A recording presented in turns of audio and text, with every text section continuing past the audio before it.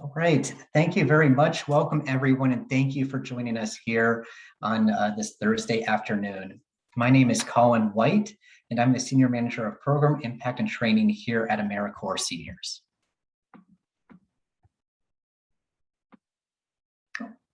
Can advance a slide, thank you. Today we will be reviewing the national performance measures for the funding opportunity for the foster grandparent and senior companion replacement opportunity. As always, more information can be found at our website, americorps.gov, and please go to the funding opportunities page. Here's some basic information about the notice which has been recently announced. The applications are due at 5 p.m. Eastern on February 3rd. We are now accepting applications, and today we're going to be focusing on our time on understanding our national performance measures here at AmeriCorps. This is just one part in a series of webinars that we will give. You can see here for our cycle, and as well as information about how to register and get connection information. For our agenda today, we're going to do a couple of things. We're going to spotlight some competition basics. Then we'll kind of dive into a national performance measures specifically. For those of you who have attended our other webinars in this series, you'll know that we really haven't been able to get there without talking about performance measures, at least a little bit of the time. And so we'll start by going from the highest level and then kind of diving deep into our specific performance measures. We'll also take a look at our AmeriCorps work plans and talk about how we can allocate our volunteers across those work plans before finishing up our webinar with a brief recap. So national performance measures. Our agency has a uniform set of measures that are used across AmeriCorps Seniors and AmeriCorps, our agency. It allows grantees to measure and assess your effectiveness and to communicate to key stakeholders. It allows AmeriCorps to tell a unified story about the impact of our programs. So let's kind of get the basics out of the way. Why do we have performance measures? You could say the effectiveness of the grant, impact, accountability to our peers are all good answers. All in all, we are a federal program, and we do take our role as stewards of taxpayer dollars seriously. If you receive an AmeriCorps Seniors grant, you would also become a steward of taxpayer dollars as well, and that comes with certain responsibilities, including the responsibility to collect relevant data, measure your impact, and use the information to improve and increase your impact. So why do we measure performance? As I've stated, one reason is accountability. Performance measurement satisfies the needs of funders and stakeholders, including AmeriCorps participants, board members, community members, staff, and clients, to see that the program or project is getting results. Performance measurement helps you communicate achievements in a way that funders and stakeholders will find meaningful and compelling. Another reason to measure performance is to determine if the change you thought would happen with your intervention is actually occurring. Performance measurement is a systematic way to collect reliable information about the intervention's implementation and progress towards outcomes. You can also use performance measurement data to spot and correct problems. Are you reaching the population you intended? Do some people require more or less intensive service to show a positive outcome? Even when an intervention is implemented exactly as planned, performance measurement can help you find ways to strengthen that intervention and to make it more effective. Finally, performance measurement is a way to get feedback, so you know if your intervention is making the expected difference and helps you decide how to make the most effective use of your limited resources. What are some of the benefits of using our national performance measures? First, AmeriCorps can focus efforts on national priorities, so areas of need where national service has had success and experience. Secondly, national performance measures provides the data for strong agency-wide narratives to tell the story of national service. AmeriCorps will collect high-quality data, will aggregate the results of similar interventions to demonstrate the powerful impact of national service.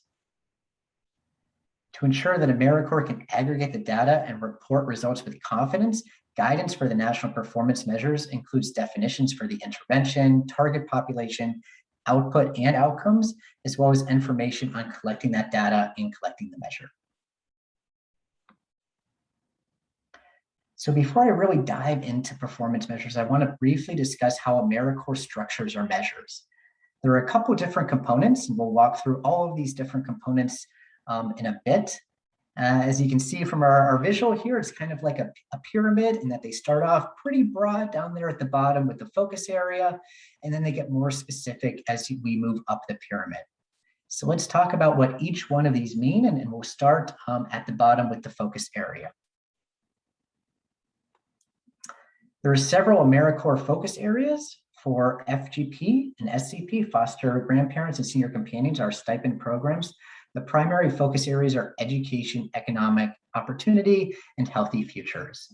Just for reference, AmeriCorps has 6 focus areas across all of our programs. The objective is a general category within each focus area. So if I'm taking a look at the education focus area, it can be translated into 2 slightly more specific objectives: school readiness and K through 12 success. So here we're getting a little bit more concrete in terms of the specific kind of activity that is going on, but still pretty broad. It's here that we get into the specific measures, which are reflected in outputs and outcomes. Every national performance measure output must be paired with a single outcome. For each performance measure, applicants must select one output and one of the associated outcomes.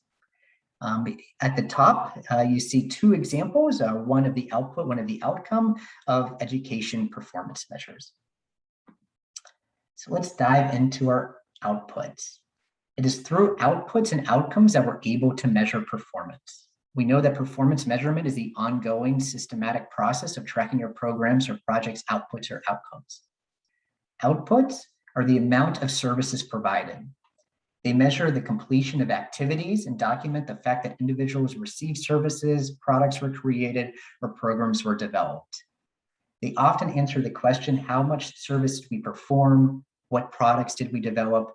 They do not answer the question, what changed as a result of the service provided or products developed? Outcomes reflect the changes or benefits that occur. Outcomes can reflect changes in individuals, organizations, communities, or the environment. This may include changes in attitudes, knowledge, behavior, or condition. For example, changes within an organization may include an enhanced system or better service to community members. Outcomes answer the question, what difference did our service make for beneficiaries? How did the new system or product enhance the capacity of the organization to serve the community? In general, the most compelling outcomes address changes in behavior or conditions. However, what makes a change compelling is not just the type of change, but the magnitude or amount of change. And of course, the change should be reflective in the activity's intended purpose. So let's talk just briefly about the type of outcomes we might see, including changes in attitude or belief, knowledge or skills, behavior or conditions. Outcomes regarding attitude or belief involve a change in thought or feeling. For example, a caregiver feels that they have more social support after receiving respite services. Outcomes measuring knowledge and skill involve a change in understanding or ability, what a person learns. For example, a student improving reading ability after attending tutoring sessions. Outcomes addressing behavior involving change in action, such as conducts or habits, often in a specific context. For example, a student improves class participation according to teachers after participating in a school mentoring program. And outcomes regarding condition involving a change in situation or circumstances. For example, a family is transitioned into safe, affordable housing after receiving referrals and counseling, or a community receives a new after-school program because a youth organization has been able to build its capacity to provide resources. So let's review our specific performance measure requirements as it relates to the FGP SCP application. First, you must submit a work plan that results in an output and an outcome specified in our national performance measures. All unduplicated volunteers or volunteer service years for stipend hours of service must be placed in a work plan. And the maximum cost per VSY, that volunteer service year, and all performance measures included in the work plan may not exceed the allowable cost per VSY. I want to highlight our key documents. And again, all of these can be found on our funding page on our website. In particular, I want to highlight two of our documents.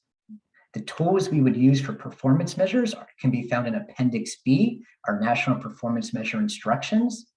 And additionally, there is the work plan that allows us to develop those performance measures. Of course, the most important document is the Notice of Funding Opportunity. You will also see Appendix B, our National Performance Measure Instructions, which again summarizes performance measurement requirements. Okay, can you advance a slide, please? So let me highlight Appendix B, our National Performance Measure Instructions. Again, this is the tool that we often use when selecting our performance measures. So these instructions include all of our performance measures. Our performance measures are like a menu. So you will select the measure that best describes what you do and the intervention that your organization is engaging in. As you see, they are organized in terms of focus area. And we do have instructions at the beginning, which is where you'll go to learn about them more in depth. I also want to take a minute to highlight a work plan development template, which is designed to help you plan for your performance measures. This worksheet can help to organize how you will fit your performance measures together with your volunteer activities. Just a quick note, I recommend that you use the worksheets and these instructions to map out your work plans and then complete the work plans prior to transferring the information into our eGrants system. As much as we love our technical systems, they can be a little clunky at times. And so our suggestion is you do work outside of the system prior to entering it into the system. Now, all of this information about our performance measures are in our National Performance Measure Instructions. But I want to take a moment to walk through them because these sections must be completed for all of our work plans. First, there's a description of community need. This description of community need must be completed for each output you select. This need statement should explain the compelling need that will be addressed by your volunteers. Then we have outputs, as we mentioned earlier in the presentation. Outputs are the immediate result of the volunteers' activities. And in our case, they usually count, numbers, the number of children served, for example. The output is selected using the pull-down menu in the eGrants system. There's a service activity or activities, which is the task that volunteers will perform. The service activity description should explain what the AmeriCorps Seniors volunteers are doing in a way that shows how they will achieve the outputs and outcomes. Here, you can state who the beneficiaries are, what the volunteers will be doing with the beneficiaries, state how often volunteers will provide the service and for how long, and state where the service will take place. For each output, you may select more than one service activity. And again, the service activities can be selected using the pull-down screen in our eGrants system. Next, you have the number of unduplicated volunteers, or VSY, which I will get to in another slide.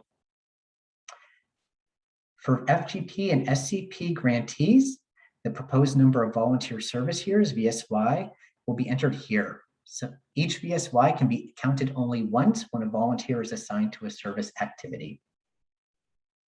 We then have the total number of volunteers, which is the total number of volunteers that will be engaged in the activities if you were to assign them all according to each activity. Whereas before, the number of unduplicated volunteers or VSY, you would only count one person once. Here, volunteers can be counted more than once. For example, if the same volunteer does two different types of activities, such as tutoring and mentoring, you can account for both assignments in this field. Next, you have targets. Targets is the number that you anticipate achieving in the third year of your performance period. For example, if you think your volunteers will serve 50 children in the third year of the performance period, you'll enter 50 as your target. Next, you have outcomes. And again, outcomes are the longer term permanent change or improvement expected in the community due to the volunteers and their service. The outcomes can be selected again using the pull down screen in eGrants. And then finally, we ask for the instruments used for tracking outputs and outcomes. This is a tool that you will use for your data collection. And we have sample instruments that can be selected using the pull down menu in eGrants. As I said, I want to come back to allocating volunteer service years across our work plans. You will fill out a different work plan for each performance measure that you'll use, and you will need to assign a certain number of unduplicated volunteers or VSY to that work plan.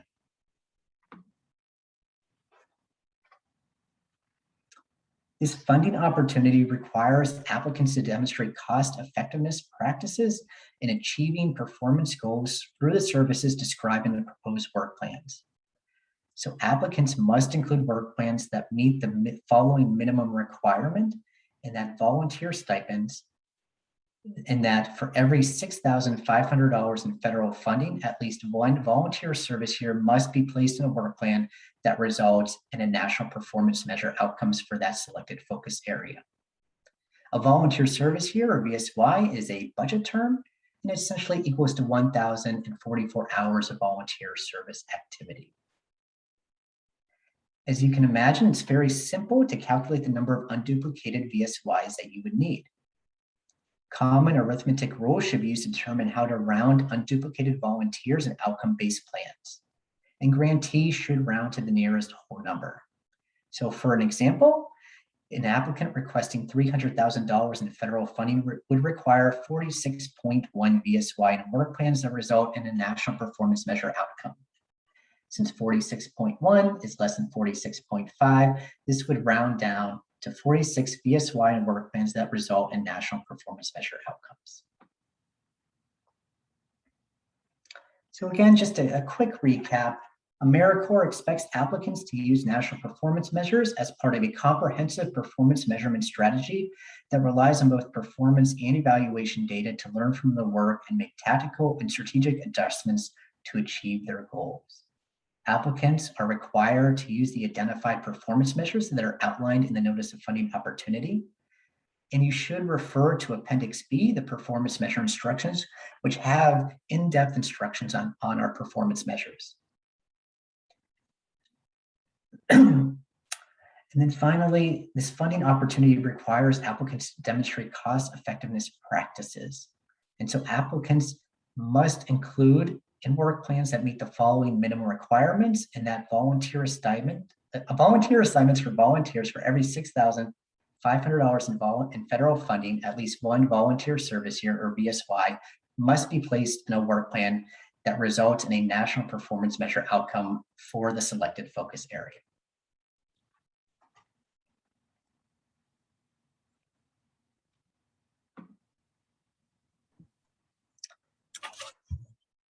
So I think thanks, Colin. So as we move into time for questions and answers, we're going to put a quick poll up on everyone's screen. If you want to go ahead and let us know how you should go about choosing your output and outcome targets. Let's see what you all think.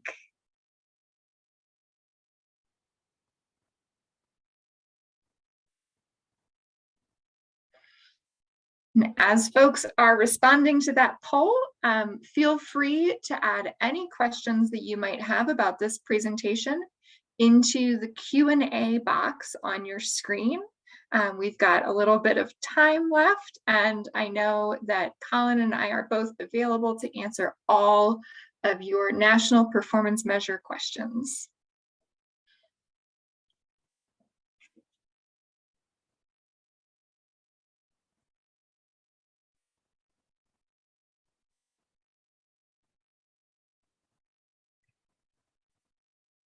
All right, we have most everyone responded to the poll. And most of you said that the best answer is a realistic estimate of how many people you can expect to reach and the realistic impact of the program on those people, informed by your own research, your potential partners, and the input of others who know your community and the fields. A couple of people chose B, an assumption that you will reach everyone in the community and that the program will have its intended effects on 100% of its recipients. Both are really good answers. However, in this context, we're looking for C, a realistic estimate, because we do understand that sometimes people are people and not 100% of the impact will always happen 100% of the time. So thanks so much for providing your responses to that poll. We'll give it just another minute for questions.